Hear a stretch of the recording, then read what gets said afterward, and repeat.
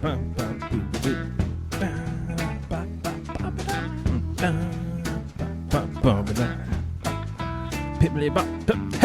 welcome y'all! Oh, that's right. This is the Pregame Engineer Tailgate Mayor Racing Podcast, episode number 60 for Thursday, July, whatever day it is, August 25th, Sunday, 2016. I'm Tailgate Mayor Rusty Wallace, joined as always in the I can't even say it. Yeah, we're too excited. I'm super excited. We're in the PETM podcast studio in Atlanta, Georgia, and this, across from me, is Pregame Engineer Andrew Sherwin. What's up, buddy? Aren't you glad I don't always use my radio voice to talk to you on the radio thing? Now, we're super stoked to have Matt Bishop back on the show for the second time. It feels really neat when we get to say so-and-so is back on the show. Back on the show. We feel like we've gotten better since the last time, and so it's going to be more engaging and more fun. Well, it also means we didn't, make any enemy with that person since last time we talked to him. Right. You didn't block me on the Twitter box, so we're good. So we've got Associated Press freelance photographer Matt Bishop. He's currently a political science and marketing student at Auburn University. War Eagle. And last time he was on the show was episode 26, so welcome back a slightly older and wiser and more handsome Matt Bishop. What's up, dude? Hey, guys, it's great to be back on. Thanks for having me again. That's nice so I didn't screw it up too much the first time. Yeah, it goes both ways, right? For sure. Yeah, we'll take most of the credit for that. Well, let's see. You know how we always kick this thing off. What you drinking, Mr. Matt? I'm drinking what I have left of my Sam Adams Summer Ale. Nice. Walmart stopped carrying it, so I bought a couple cases, and I'm slowly dwindling down to a few bottles. Awesome. Well done. Sherwin? I'm drinking mine that became yours and is now mine again because it's in my glass. Jim Beam White Label, and I'm pretty sure I stole some tonic from your wife. Yeah. Yep, and we've got a Miller Lite, the old white beer here. If we mess up, or if we run out, you brought this thing of whiskey two times ago. The Defiant. So we haven't broken into that. We're getting into that tonight, We'll probably get into that tonight. That's going to happen. Before we get started with all the NASCAR stuff, Mr. Bishop, you are... Well, first off, so we have Matt Weaver on, and now we have Matt Bishop, and it's kind of the battle of the Matts, and Weaver brought it up first. He said he's claiming rights to the name Matt, so... I don't know if there needs to be like a arm we wrestling. might have to have a battle off. I know. Well, if he takes Matt, I'll just take Matthew. That works. Oh, man. Oh, okay. Oh, like Mr. Sophisticated. Biblical. That's right. The very first one in the New Testament, for that matter, if I remember Sunday school. Yeah. Anyway, you have a pretty big football game coming up on opening weekend, huh, Matt? Yeah, well, Auburn-Clemson, and it's probably not going to go the way I want it to, but, we'll see where it goes. Well, you can always hold out hope. Of course, me and Sherwin are ACC guys, but we're not going to give you any ish on the show here. But, for your sake, I'll be an Auburn fan that day, too. I'll watch it and enjoy myself is what will happen. Well, I'm hoping it'll be fun to watch. Yeah, in lieu of, or not in lieu of, but in preparance for, if that's a word I just made up, for college football starting, like the whole concept of Auburn playing Clemson in a home-and-home series is really cool because both schools are really similar. They have agriculture engineering mindset. They're both about 120 miles from Atlanta. It's really kind of a neat thing. They're both named for a person, even though they're state schools. It's just they have a lot in common. It makes a lot of sense. And same mascot. And don't they both claim the same name of place too? Isn't it, I have no idea what you're talking about. What do they call it? Shoot, I'll remember it sometime later. Well, whatever. I messed that one up, but we'll get to it. You remember Georgia Tech played Auburn in a home and home back in our days. Yeah, 03 and 05 years ago. Yep. Yeah, that was fun too. So. Let's do our normal thing. So we haven't been able to do this one for a while. We've been hanging out with some folks. We've been on site at Bristol. We'll get to that in a bit, but we hadn't talked about episode number in quite some time. This time we've got episode number 60. I can't believe it. If you folks in the PETM posse, thank you so much for supporting us this long. I guess we do it with nobody listening anyway. But probably, by the numbers, we have episode number 60. We got Bill Rexford we're going to be talking about. Matt, you ever heard of Bill Rexford? I have not. You haven't? I have not either. But me and Sherwin do a little. Sherwin this time actually was the one that did the bulk of the research here, and then I went on my little ADD train on it, or I don't know if ADD or whatever, but my grandpa story train on it, and found out a bunch of stuff. So he won one race in 1950. In the same year, he won the Grand National Championship. A lot of that was due to Lee Petty being stripped of points equivalent to 4 race wins. Yeah, for racing another series. Old Big Bill France was very much, trying to drive what Grand National was then, and kind of the way they are now. It's like, I mean, they let people race another series, but the whole, we need a monopoly on what we're doing because we want all the attention right here where we're at. Mm-hmm. He's the youngest driver to win the Grand National Series at 23 years old. Was how old he was in 1950. So, Bishop, you probably still got, a couple of years to go to catch up to him? Yeah, about 2. There you go. 2.5. There you go. Well, don't say 2.5 because that puts you at 20, and you've already said what you're drinking. So we know you're 21. We want plausible deniability. 21. Right. Plausible deniability. I love it. So I saw online a picture of his national championship award, not trophy. It was an award. Was it a T-shirt? I'm telling you, a T-shirt probably would have been better. It was very funny. It was for $20. You can go down to the award store. Like, I have some trophies for participation in soccer when I was 5 years old that are more impressive than the 1950 Grand National Championship plaque or whatever you want to call it. You had put on here he's one of the first Northeastern-born drivers to compete full-time in NASCAR. Yeah, he was born in upstate New York, and at the time, New York City. I tried to remember the other guy that was in it, but he was one of the first Yankees to go full-time NASCAR racing. So that's pretty cool. And end up, obviously we've got a ton of folks that have come from that area that have had a lot of success. So we're going to do so this is a little bit relevant to what's coming up this next week.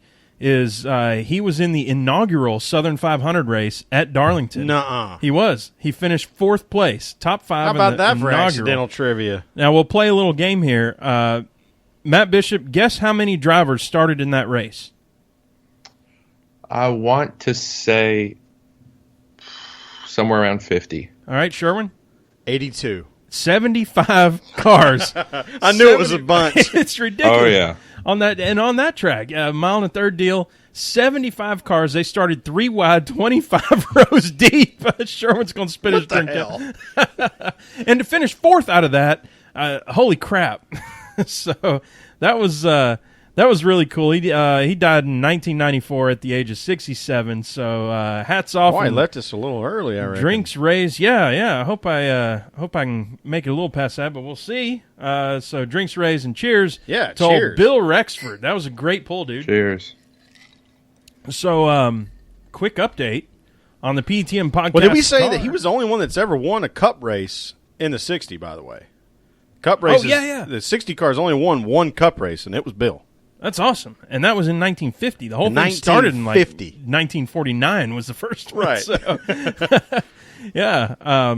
So quick update. PETM podcast car 24K Kenny Smith there at the Lee County Speedway racing his way. Donaldson, Iowa. And yeah. And he sent us. He did send us some pictures. Sent us some pictures. We'll show the Periscope, folks. But we're gonna take these 2 pictures of his 2 cars. He signed it on the back, Kenny Smith, 2016, and we're gonna. Thank you, Kenny. We're gonna put these up on the wall behind us here. So really cool. Thank you, Kenny, for those, and we'll have to get an update on where the cars are finished and everything, maybe for the next time. But let's see. We'll keep going. Matt Bishop, tell us about what you've been doing lately. What are you up to? Spent most of my summer just hanging out, taking classes. Was able to make it to a few short track races in Florida and Alabama. Man, you did you did some classes over the summer? Yeah, had to squeeze in a few for half the summer, so that not the most fun thing in the world. Bummer. Well, getting ahead though. I mean, yep. Once you're done with it, you happy that you did it. Oh yeah, very very much so. What's your next race? You coming to Darlington, ain't you? Yep, next race is going to be Darlington. Wouldn't miss it for the world. Right now, that's got to be like a 8-hour drive or more for you, huh? Yeah, I think it's. I want to say last year it was about 7.5. Not too terrible. Wow. You know what you need to do is come on through Atlanta and then jump in the old truck with me and Sherwin and hang out for a few days. We'll see. I'm bringing my dad along with me. Oh, okay. Oh, that's awesome. He and I are going to spend the weekend together, and I'm going to shoot some as well that weekend. That's awesome. Cool. That's awesome. Cool. So for the folks that are watching and the folks that are listening, we had thought about trying to get Matt, to come join us in the campground and actually be on the live from the campground podcast, but it just kind of felt like the schedules weren't going to work the way for football that we would want for your football and our football and our racing and your racing and you hanging out with your dad and taking pictures. So we just thought we'd bring him on now and get the discussion out the way, and then hopefully we'll get to run into each other while we're down there. Maybe we'll even get to meet your dad. That's right. Oh, yeah, definitely. Old Daddy Bishop. That'd be fun stuff. Let's see. You know what? While we were at Bristol, and we'll still get to Bristol because we got some stuff talking about with Bristol. But while we were at Bristol, we had a whole UFC fight, didn't we? There was an entire UFC card. Yes, there was. It was pretty crazy. Worth mentioning. Matt, you watching any UFC? I didn't get a chance to watch any of it this weekend. You a fan yourself? Not too much. I like the big ones, but sometimes that pay-per-view stuff on a college budget just doesn't work out. Good point. Understood. Yeah. We used to steal DirecTV cards back in the fraternity days. I thought we were talking about plausible deniability earlier. Shit. Sorry. I'm sure the statute of limitations there is long gone. Yeah, that's where we got introduced to UFC was the old on the 69 plus 1 inch TV with DirecTV card that somebody was swiping with their computer or something. Back in our day, we were watching like UFC 2. Yeah, we watched. Yeah, I think we watched number 13 was maybe the first one we ever watched. But number 202, Conor McGregor back on top. So we're going to have our rubber match there, which is cool. Anthony, Mr. Rumble Johnson, putting Glover Teixeira to sleep. That was nuts. Bad to sleep. One of his teeth, toofuses? Toothuses. One of his toofuses went like it jettisoned like out of the octagon. That's just another rusty I quit moment. Like, I'm done. I'm not doing this anymore. Like, I do software, right? And if my tooth flew out because of programming software, I'm done with programming software. Right. Or managing project or whatever. I'm taking my football and I'm going home. Yeah, I'm done. That's it. So, no more of that. We did get an update from Kenny right quick. Kenny Smith in the 24K PETM podcast car. He finished 9th is what it was. So another top 10. We talked about it. Top 10 machine. Machine, man. Firing on all 16 cylinders, we'll say. Brings us to tearing it down. And guess what? I've got some new stuff I've been playing with. So tearing it down, we have.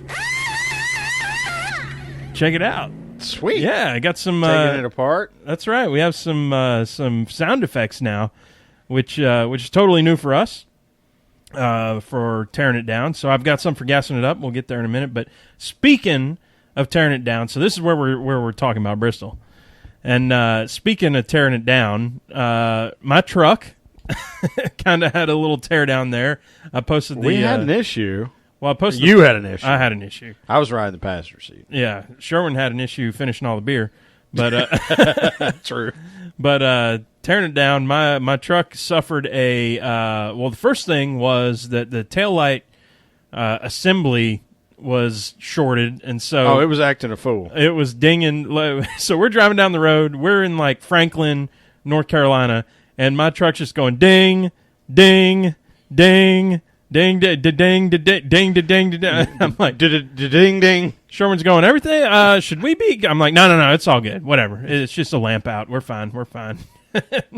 15 miles later, it's all right. We got to pull over and fix that thing. And maybe 100 miles after that, I'm like, dude, truck's running a little hot. I need to pull over. We pull over. The thing's steaming like crazy. Radiator's busted. Turns out vaporized antifreeze doesn't smell very good. No, it doesn't. But just so if y'all didn't know that, now you do. Yep. So Rusty's truck is now fixed completely. The radiator is fixed. The Taillight assembly, I ordered the parts. I put them in today. They're fixed. The cooler that Sherwin has busted for the second time at Bristol. Man, that thing and if you have a cooler, it's my enemy. I tell you what, I'm going to kick that thing's ass every time. And the rain-soaked tailgate gear. So all of our stuff, of course, being at Bristol, it was raining like crazy all weekend. Y'all knew about all that. But it got rain-soaked, and so I've dried it all out. We have our lawn, our 12-foot by 12-foot fake grass that we roll out. I went outside. Heard you gave it like a manicure. I did. I took a pair of scissors and cut off all the little pieces that were sticking out. And I wonder what my neighbors think of me sometimes. Looking at the one that deals drugs or the other ones? Who knows? But when they look outside, and I'm out there vacuuming the lawn. So I posted a picture of it on Twitter. I said, I don't think I've ever said this, but I just got done vacuuming the lawn. Yeah, vacuuming. We call it the lawn. There's nothing better than when you graduate to having a piece of outdoor carpet to lay down within your campsite so you don't deal with ants or dirt or grass or whatever it might be. Yeah, it'll be a gray sand at Darlington. Yeah. So Matt, that's what you and Daddy Bishop got to look forward to if y'all come hang out with us. Oh, yay!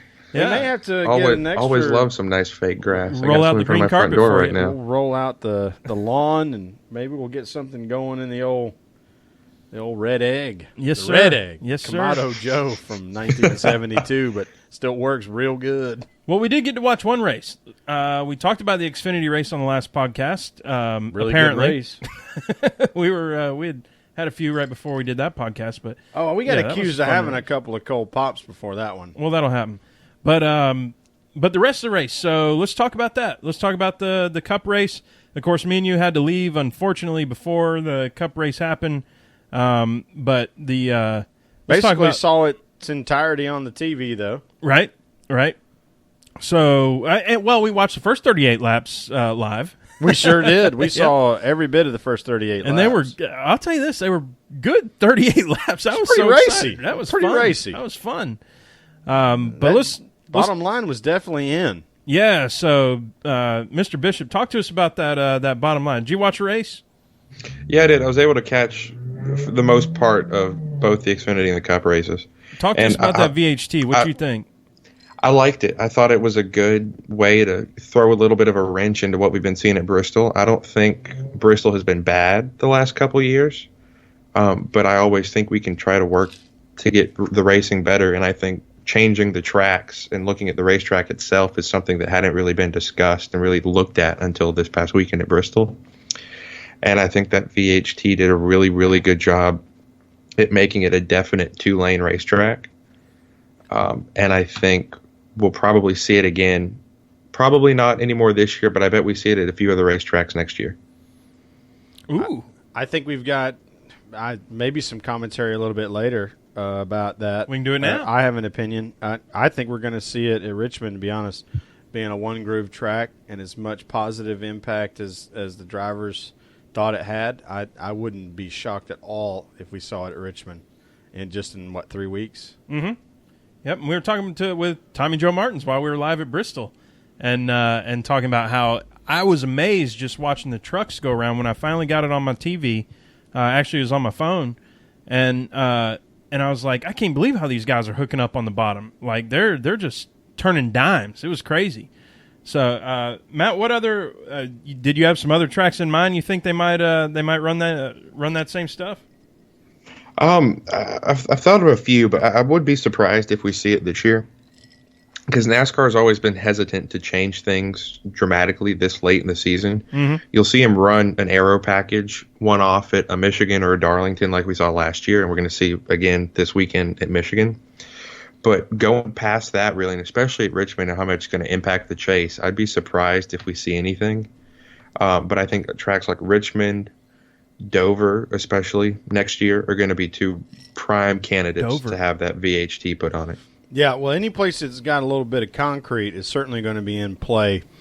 So Martinsville, Dover, and I was going to say, what do you think about Martinsville? I think you leave Martinsville the way it is. I think in the chase, at all. in the chase, 100%. I think you're right. I think, and I mean, you make a good point that they may not want to screw around too much with Richmond, being that most of the teams know what that track's going to be at night, the last race before we start the chase. That adds a degree of caution for NASCAR maybe to not mess with it.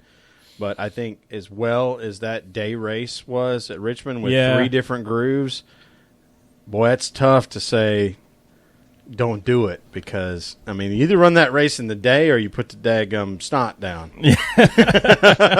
Yeah. But I thought it was great. I thought it was really cool to look at. Really cool, like we said, how the drivers hooked up on it. So I'm excited to see where it goes now. And we saw that it survived pretty well too, because I think they put it down for the truck race. Trucks ran over it.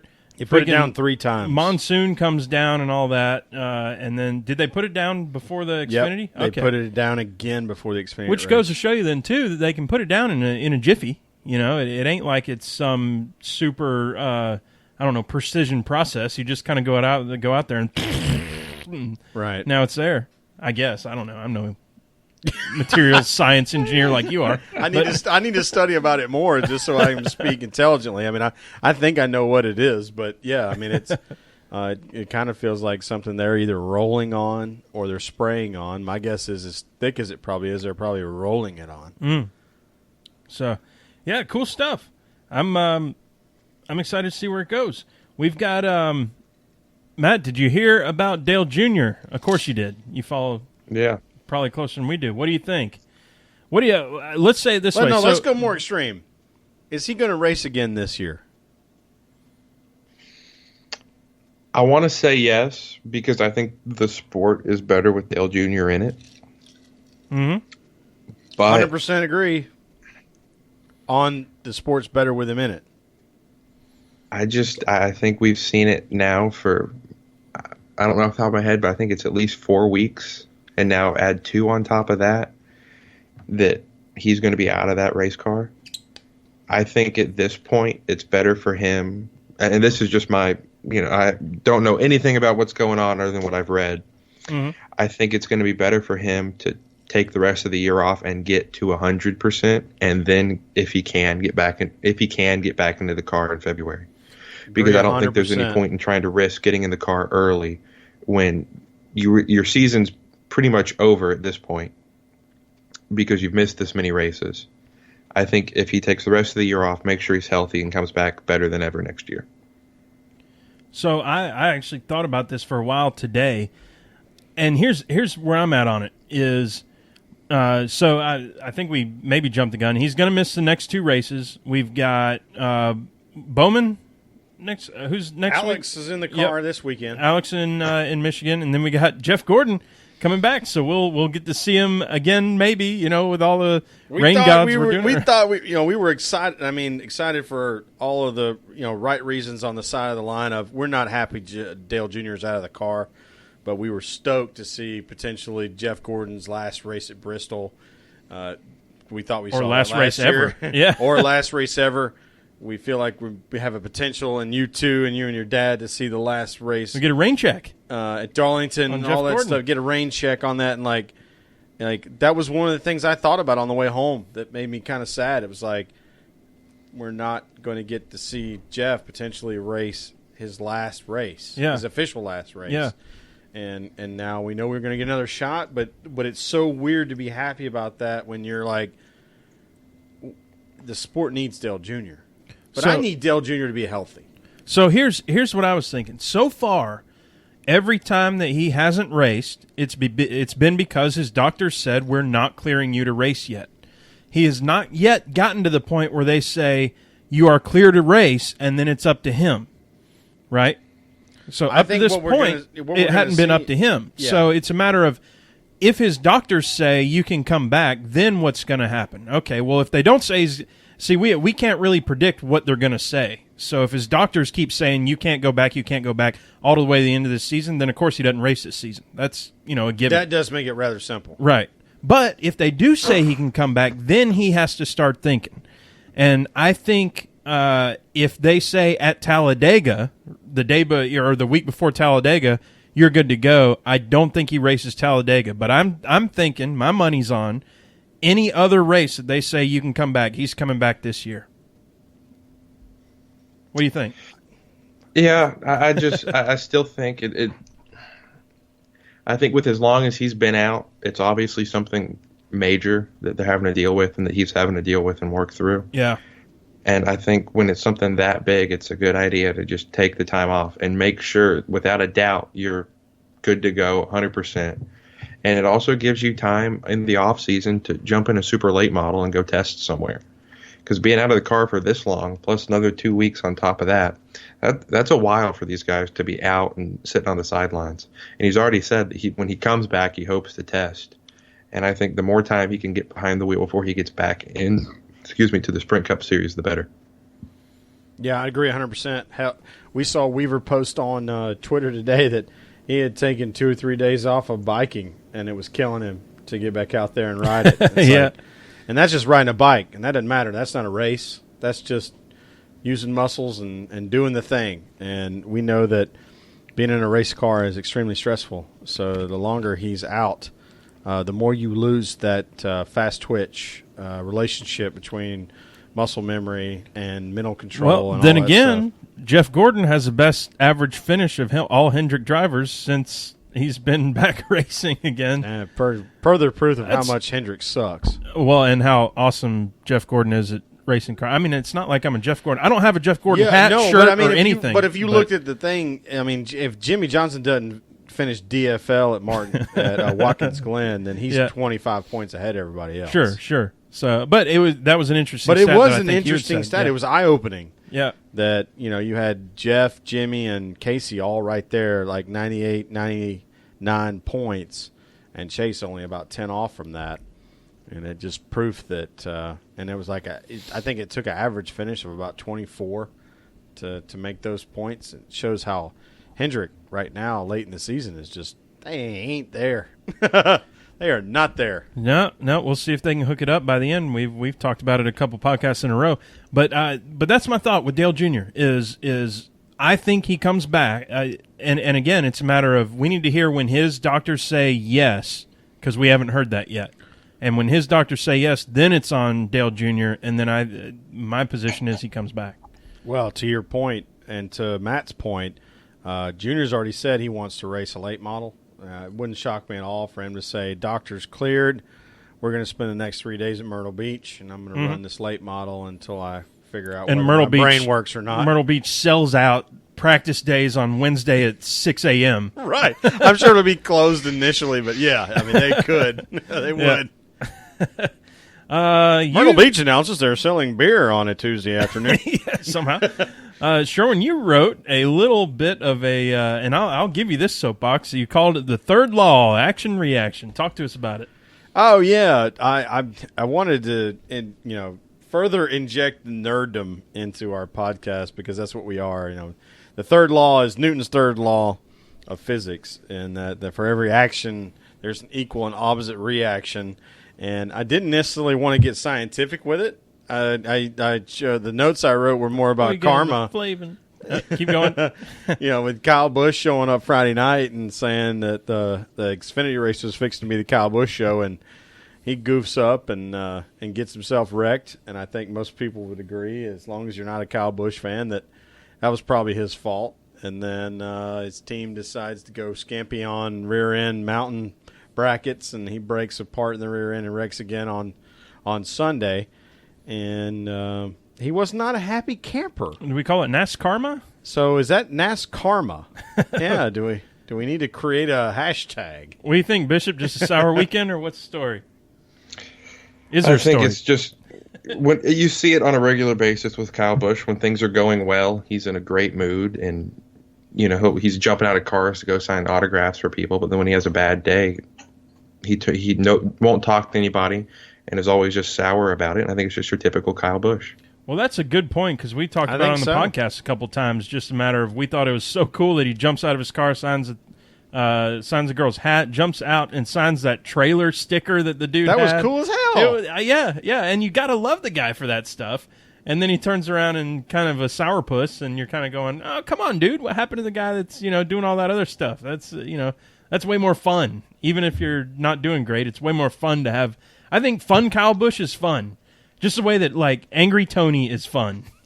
Well, I think the wider the tails of your bell curve or personality stretch, the more likely people are to pay attention to you. I think that's one of the reasons why Jimmy caught so much crap in the first 5 or 6 years is he stayed very tucked to vest. He didn't let people know that he did like to party.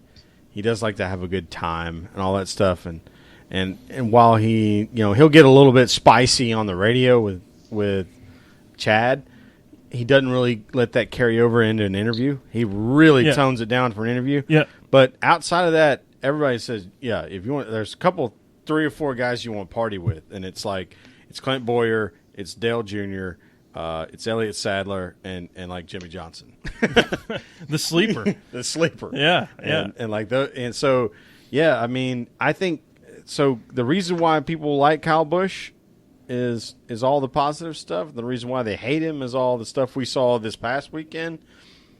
I think it works. In a lot of ways, in terms of getting attention and all the right, like there were like 47% of NASCAR fans hated Dale Earnhardt Sr. I made that statistic up, but it's probably more than that. It was probably more like 67%. But that 33% that loved him enough that it didn't matter. He was very popular. Yeah, they say that, studies have shown that like 46% of all statistics are made up off the top of your head. So, I thought it was 98. Well, I just made some up, so we're Me good. too. So let's talk about some cheaters. How about that? Cheaters! Cheaters! Hey, Matt Bishop, you got a cheaters yell? I don't have any yells. My voice is kind of shot right now. That's all good.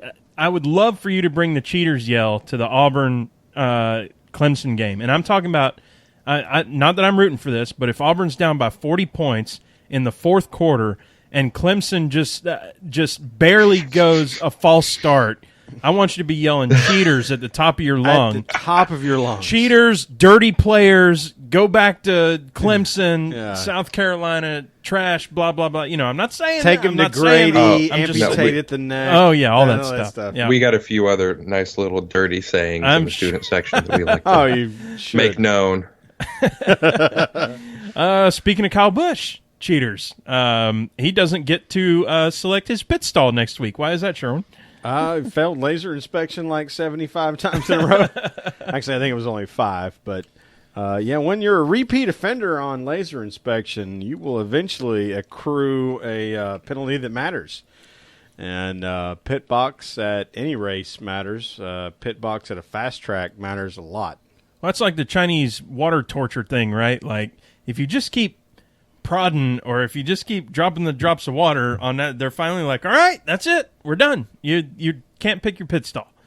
Even though they pass inspection by the end of it, it's just... Well, he might win the pole, but he's going to be pitting back with the buttholes. In between 2 buttholes. I'm not going there. Let's... Sorry, that got a little graphic. My bad. Let's gas it up. You ready to gas it up? Gas it back I've right got some up. noises for that, too. Oh, well, I kind of That was quick. Noise. Yeah, we'll see. Not the first time. What? Let's talk about Michigan. Michigan number 2. This is our 3rd attempt at the super low downforce. Last opportunity for NASCAR to learn anything with 40 cars on the track going as fast as they can go for 400 miles and gather a tremendous amount of data that will help them select what they think is going to be the right package for 2017. Matt, what do you think about the super low downforce package? Has it been something that you've enjoyed watching? Do you think it's the right progression for NASCAR? I like it. I think they need to take more downforce off. The more they take off, I think the better the racing's going to get. Rip the splitter off. Yep, Team Valence. And the Valence. Yeah, Team Valence for sure. I'd like to see that splitter come right off, especially how much it costs. That's a very expensive part. I would love to see him take the splitter off, and then for the spoiler, say you can run anywhere from a ½ inch to 4 inches on the spoiler, and it's up to you for what you want. and I like give that. a little bit of control to the teams and see what they can do with it and see how the racing turns out. Yeah, give them a range of front spring and front shock relax and rear spring and rear shock relax, and let them mess around with that spoiler, but get that damn splitter off the car. I say 4 inches up to 4 feet on the spoiler chute. You want to run a freaking dirt track winger. Roadrunner's back in the deal. Yeah, that sounds like fun. But yeah, I'm with everybody. So super low downforce package, thumbs up. We got the 2 mile racetrack to run it on. Should be fun. What's the banking like at Michigan Sherwin?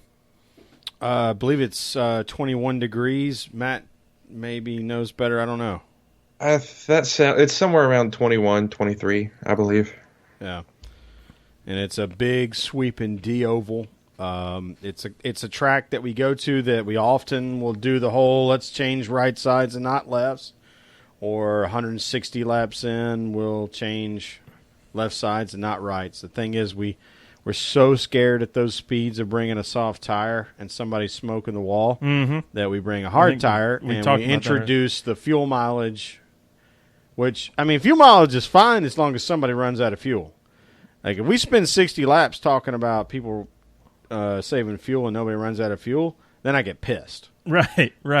When they're talking about like, oh, well, you're minus 3 laps on the leader, and then he finishes, he does a victory lap, and then he burns out for 10 seconds, then he goes into victory lane, and it's like, no, he wasn't minus Gets out of the car, leaves it running. yeah, drives it back to the hauler. If I'm going to get a fuel mileage race, I'm going to need somebody to run out of gas. It doesn't have to be the leader, but somebody's going to have to run out of gas. Otherwise, what are we talking about? Why we're trying to get people to win the overnight rating, and it's like, hey man, when you only got 2.3, whatever it is in most markets, 2.1, let's not artificially inseminate the finish with some kind of pretend fuel mileage race.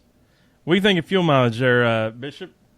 I love it. I think fuel mileage and those tire strategy races make for great racing, because when I'm at a race, when I turn it on TV, I want to see drama, and I think I get that just as much with fuel mileage as I do when they're coming down on the last lap, beating and banging. So that's fair. Yeah, and I think we're in alignment quite a bit. It's I think when the drama is manufactured when it comes to fuel mileage, that me and Sherwin get upset when they call it a fuel mileage race, but then every person finishes and then they all congratulate the guy and do the victory lap and blah blah blah. So, but either way, I'm looking forward to it. Low downforce should be fun to have. We're already. Matt Bishop, why don't you tell us what you're shooting at? What's the last thing you shot? When I say shot, y'all, I'm talking about photography. And what's the next thing you're shooting? The last thing I shot racing wise was Southern Super Series at Five Flags Speedway in Pensacola. Shot a 125 lap super late model race down there. Oh man, awesome! The Five Flags. That was that place fun legendary. as always. And the next one. Darlington, yes, sir. So you're going to be down on the track for that one? Oh yeah. So what's your strategy? What do you do when you go down there? Do you like pick a spot, or do you, what's it like as a photographer down there? Normally, what I'll do, I'll show up Friday or Saturday, and I'll have talked to my copy editor at the website that I work for. And he and I will discuss what he thinks the major storylines are going into the weekend. And quick plug. What's the website? Motorsportstribune.com. Motorsportstribune.com, y'all. Yep. NASCAR, Formula One, IndyCar, anything you want racing wise, we got it covered. Sweet. And he and I will sit down and we'll talk, figure out what we want for individual editorial use, and then I'll at the end of the weekend I put a gallery together called Racing Pictures, and we'll plan those out and see what we want, and then I take the information he gives me, and then I sit down at the racetrack, figure out who's where and what's going on, and then it's up to me to go and get those images.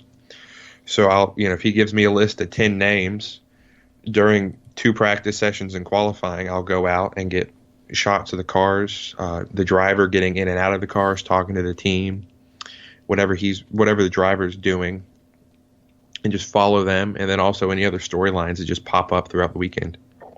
So have you ever had any drama between like you and a driver where they're like, get out of my face or anything like that? Any paparazzi type of stuff? I had a really good one with Kurt Busch at Talladega last year in October. Tell us about it. And talking to a photographer friend afterwards, he told me that this was completely normal and it happens to everybody, but I felt pretty bad about it at the time. That weekend was one of the weekends I get to work with the Associated Press. Mm-hmm. So I was with them, and I was walking through the garage, and I had a list of 3 or 4 drivers that was my responsibility to go and get candid shots of in the garage during practice on Friday. Kurt Busch is walking from his garage stall to his hauler, signing autographs. And I'm about 5 feet in front of him, taking pictures of him signing autographs. Then I step off to the side, probably another 5 feet away from him, turn my back, and I'm thumbing through the images on the back of my camera, tagging the ones that are really good.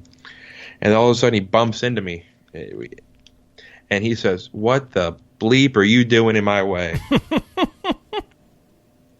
Wow. And I'm like, what? I'm just, confused, no idea what's going on because I had my back turned. I'm standing still off to the side. He says, "Get the F out of my way." And I'm like, okay, sorry. And just, back up. And that was that. Wow. Now, was this old Kurt Busch or new Kurt Busch? I think it was a little bit of both. Okay. Pre Dr. Jerry Punch or post Dr. Jerry Punch? Move! That's about the most exciting thing I have with a Sprint Cup driver at the racetrack. Now, you say you qualified with Sprint Cup driver. Any other drivers have given you hell? I've had a couple things at short tracks where I've gotten to know guys, and a lot of times they're just giving me crap. But every once in a while, you'll find one who's just had a bad night and he's in a bad mood. I gotcha. So, you know what that brings us to? That brings us to picks, and let's see. Where's you know what? I got to get more organized in this. I'm such a disorganized person right now with my sound effects. I can't even find it. Oh, there it is. Watch this. Sherwin, you ready? Here it comes.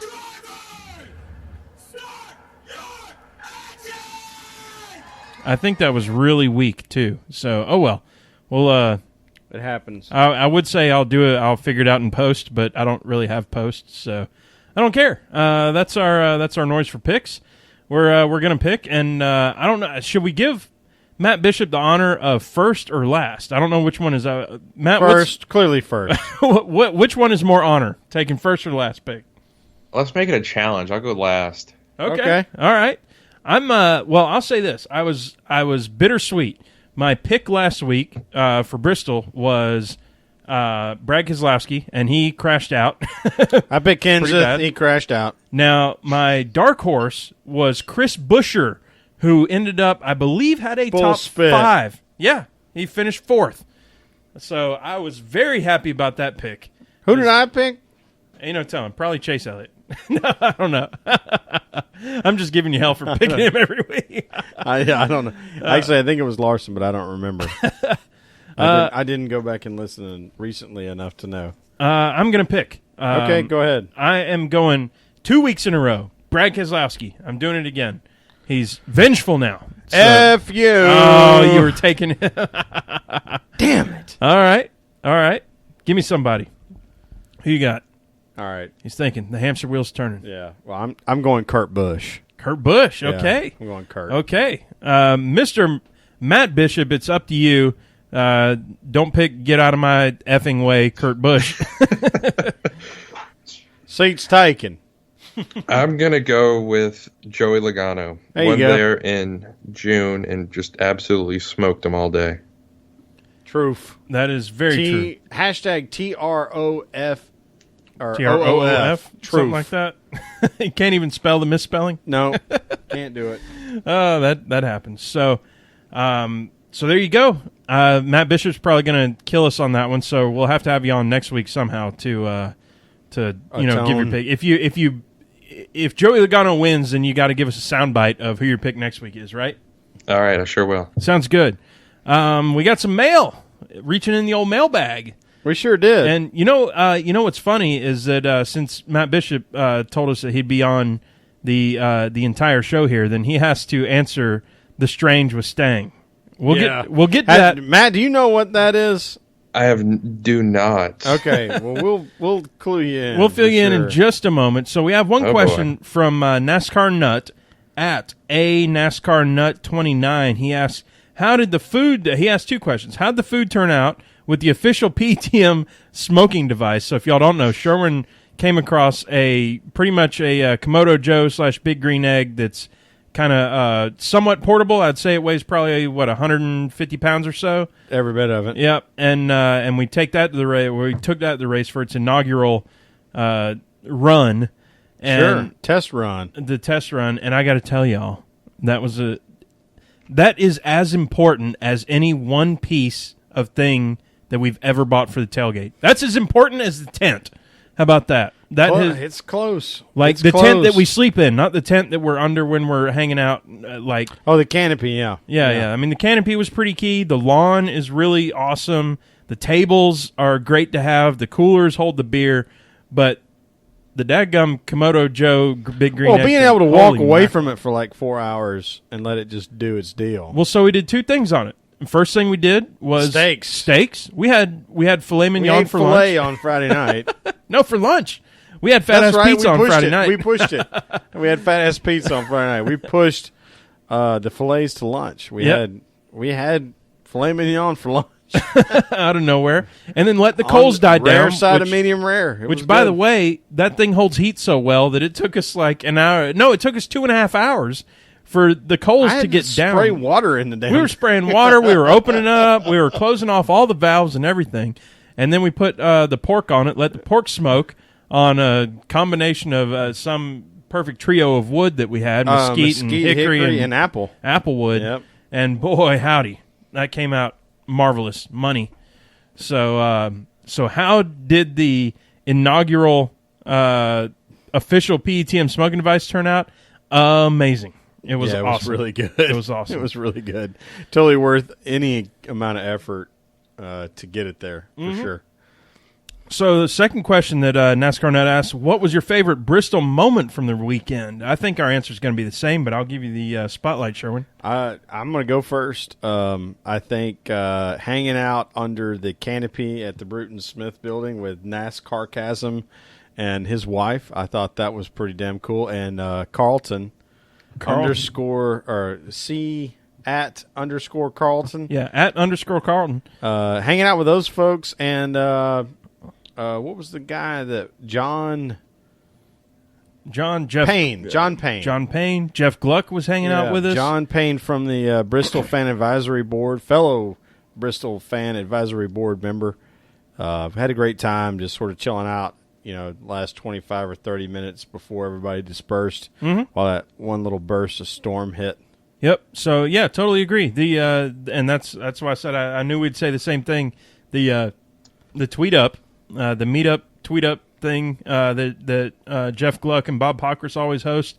So hanging out with Jeff Gluck, hanging out with NASCAR Chasm, hanging out with Jeannie, his wife, hanging out with Carlton. It was great to meet you, Carlton. That was fun as hell. Swapping stories with everybody. Everybody's so cool. Everybody's just having fun. So they're all there for the right reasons. That's the cool thing about being at a tweet up or being at a NASCAR race in general and the campground anywhere else is we're all here for the same reason. Yep. Like, people will get really caught up on the old tweeter box getting pissed about this driver or the other driver, but they forget about the passion behind the reason why they're making that silly argument. And that's why we're all there. We're all spending a couple of dollars. We're having a beer or two. We're in the campground. We're going to the races because we love the sport. And that's the thing we should focus on more. If I remember right, Mr. Matt Bishop. Bull spit on Twitter, damn it. Mr. Matt Bishop, I believe that's where we met, wasn't it? Yeah, Bristol last August, I believe. Bristol last August. Was it that short/long ago? I don't know. Yeah. I don't know. And we've talked about it. We met again at Darlington. You had that great throwback. He had the throwback Reagan and Reagan McGovern Bush. Reagan Bush. Reagan Bush 84. 84. That's an awesome shirt. So it's time for Strange with Stang, y'all. And I almost need a sound effect for this, too. And we do. We're going to have to get one. Matt Bishop, we have Ashley J. Stang, at Ashley J. Stang. Every week, she is a trooper. She sends us an off-the-wall question for us to answer. And luckily, this has nothing to do with us getting naked either, because last week we had one with us, me and Sherwin. That might happen. We had a question about should we and Sherwin get naked or do something else, and me and Sherwin picked get naked with each other. So yeah, it was bad. So this Ashley is she's from Chicago, and she's involved with racing. Her family has an ARCA team and a K&N East team. And so she's really infiltrated with racing, but she has a fantastic imagination. True. This week, Strange with Stang, Ashley J. Stang asks us, if you're forced to have to drink a gallon of any kind of dressing or sauce, what's it going to be? So dressing, dipping, sauce, something. If you got to drink it, what's it going to be?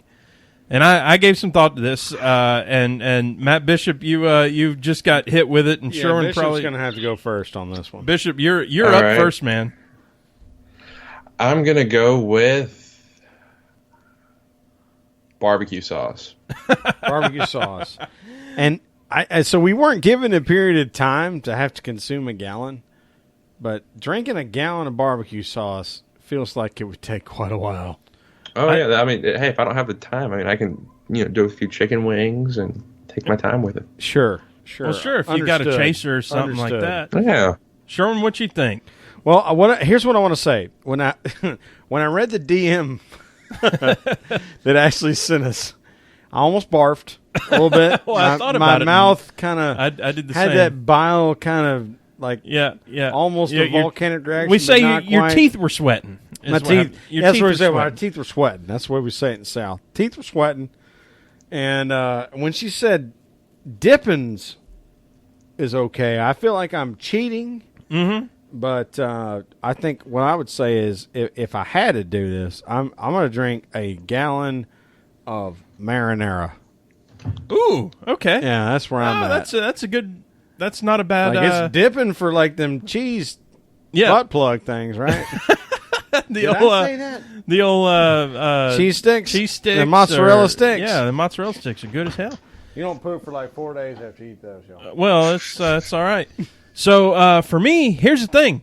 First thing I thought was, well, my favorite condiment's blue cheese. I wanted to say you can eat 2 gallons of blue cheese before I can eat a half a gallon or whatever I choose. Well, then I thought, I guarantee it. Then I thought you eat like a gallon of blue cheese with like a 12-pack of wings.